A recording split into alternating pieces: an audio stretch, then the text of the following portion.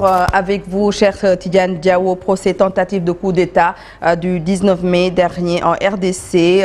Les peines de mort donc requises contre 50 personnes. Oui, le tribunal militaire de garnison de la Gombe, siégeant en audience foraine à la prison militaire de Ndolo, donc a requis la peine de mort pour la majorité des prévenus impliqués dans les événements violents du 19 mai dernier, non du 19 mai 2023 plutôt.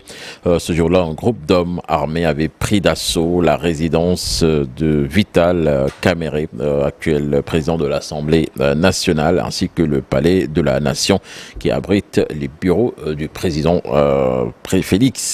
Étienne Félix Tshisekedi. Et puis au Mali, encore de nouvelles frappes de drones ce lundi et mardi dans la région de Kidal, dans le nord du pays. Lundi déjà, l'armée malienne a ciblé 2 véhicules des rebelles du CSP à Tadimar, au nord. Dans un communiqué, l'armée affirme avoir détruit ces 2 véhicules. Les rebelles du CSP ont eux-mêmes reconnu que 7 de leurs hommes avaient péri dans ces frappes. Et puis aujourd'hui, hier mardi plutôt, une nouvelle frappe de drone a été rapportée à Tinzouaten, près de la frontière algérienne. Donc une frappe qui n'aurait fait aucun dégât selon les rebelles du CSP. Au Burkina Faso, c'est un collectif de proches des victimes du récent massacre de Barsalogo, dans le centre du pays, qui accuse l'armée d'avoir forcé les habitants à sortir de la ville, les exposant à une attaque d'un groupe djihadiste affilié à Al-Qaïda et qui avait fait des dizaines de morts. Ce collectif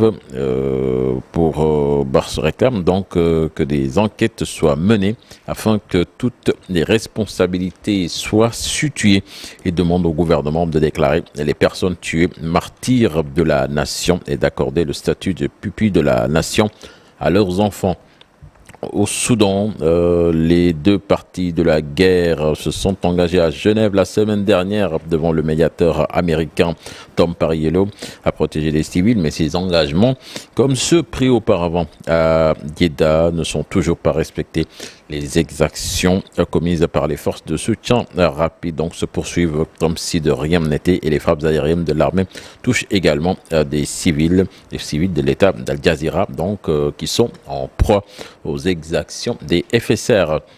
Et puis, pour terminer, Jainaba, le procureur spécial qui instruit le dossier contre l'ancien président Donald Trump pour tentative illicite d'inverser les résultats de l'élection de 2020, a publié hier un acte d'accusation revisé, ceci afin de prendre en compte une récente décision de la Cour suprême. Le document qui contient les 4 mêmes chefs d'accusation que le précédent émis le 1er août 2023 traduit la volonté de l'accusation de respecter et d'appliquer les conclusions et instructions de la Cour suprême, a précisé dans un communiqué en porte-parole du ministère de la Justice, Peter Carr. Il faisait référence à l'arrêt inédit de la plus haute juridiction du pays de 1er juillet reconnaissant au président des États-Unis une large immunité pénale. Jainaba, donc c'était là l'essentiel de l'actualité internationale de ce matin. Merci beaucoup, cher Tidiane Diawo, pour cette grande tasse finalement de l'information donc internationale.